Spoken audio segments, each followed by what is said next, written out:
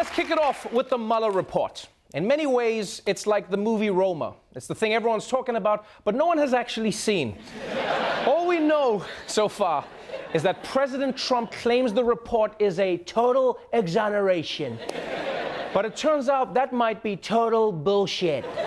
We do have breaking news overnight. The New York Times reveals the Mueller report may be far more damaging for President Trump than Attorney General Bill Barr has let on. The New York Times said some of Mueller's prosecutors have told associates the Attorney General failed to adequately portray the findings of their inquiry, adding the special counsel's conclusions were more troubling for President Trump than Barr indicated. Yes! Trump is getting impeached! Impeached! It's going down! Going down! Even though last time we said that nothing happened, but this time it will be different because we believe. We believe. But yes, the 400-page Mueller report was summarized into 4 pages by William Barr, Attorney General and very straight Elton John. And now, some people on Mueller's team claim that his summary left out information that actually made Trump look really bad. And I get why people are suspicious, right? This Attorney General was hired by Trump. And summaries tend to lead towards, the person's biases. That's how it works. Like if I summarize the movie Alien, I would say it's a monster terrorizing a woman. That's what it's about, But for Joe Biden, it's just a friendly hello. So this is why Democrats want to see the full report, right? They want to see the Mueller report in full with no redactions, which makes total sense. Because if Barr redacts too much, then we won't know what the report means. It'll be like the radio edits of a rap song, Be like, yo, when the Trump started, and collude with with corruption at Putin, P-tape, mistake. Now, if we had more time, we could talk more about how everyone is using this lack of information to push competing narratives when no one actually knows the truth. But we can't focus on that because the president has to whack-a-mole another issue that's popping up. President Trump is facing the first official call to release his tax returns. The top House Democrat on taxes has formally petitioned the IRS to release 6 years of Trump's taxes, citing a provision of the tax code that gives him that power. But President Trump is showing no signs of giving in. Take a look. I'm always under audit, it seems, but I've been under audit for many years because the numbers are big, and I guess when you have a name, you're audited.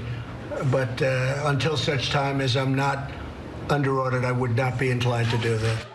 That's right, folks. My numbers are so big, the IRS is still working on a new number to describe them. It could be tremendazillion. We'll see what happens, folks.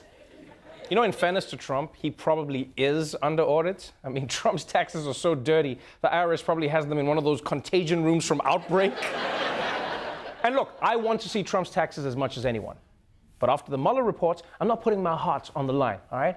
If you get too emotionally invested in these things, you'll only get hurt in the end. It's just like in movies. That's why when I watch The Notebook, I root for the Alzheimer's. It's just safer that way. But we don't have time to go into all of that because the Democratic primary is overflowing with candidates. And to quote political pundit DJ Khaled, another one.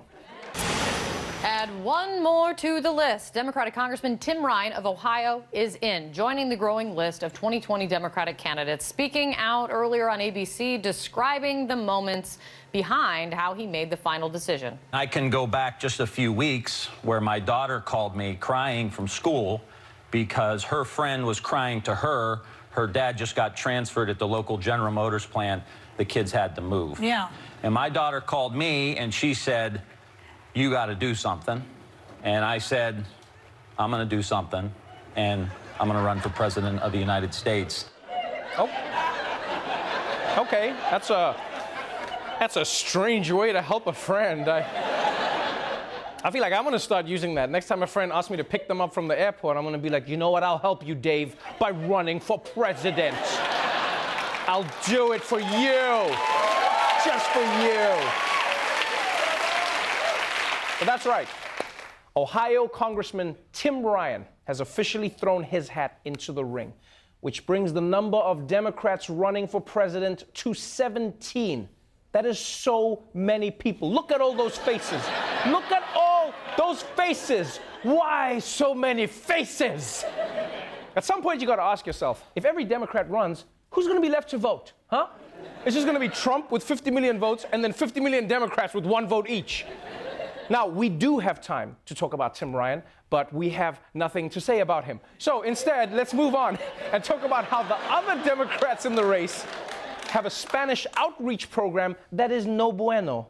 Lost in translation. 2020 Democrats trying to lure Hispanic voters with Spanish websites, and evidently these websites are really missing the mark. Amy Klobuchar's Spanish website has a number of mistakes, and we'll begin here with a translation that talks about her announcing her run from inside the Mississippi River. Kamala Harris's website here says Kamala Harris wasted her life defending the values of her country.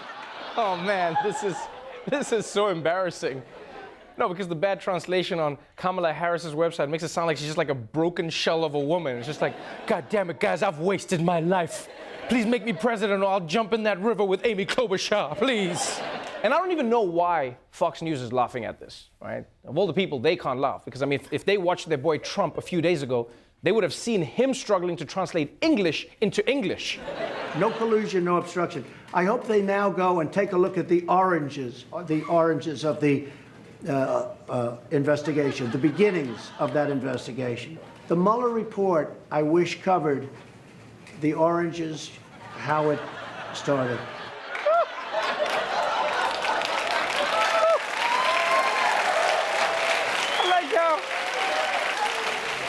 I like how he goes away from the word oranges at the beginning, right? At the beginning, he's like, oh, let's go to the beginnings. And then he gets confident. He's like, no, I got this. Oranges. God damn it. The oranges. Can you imagine if you're an immigrant who learned English from listening to Donald Trump? You wouldn't make any sense. Like, if you spoke like Trump, you probably wouldn't pass your citizenship test, right? Someone would be there like, the oranges of America have inspired me bigly. They'd be like, sir, your citizenship is denied. Oh, come on, don't be a kofifi, eh?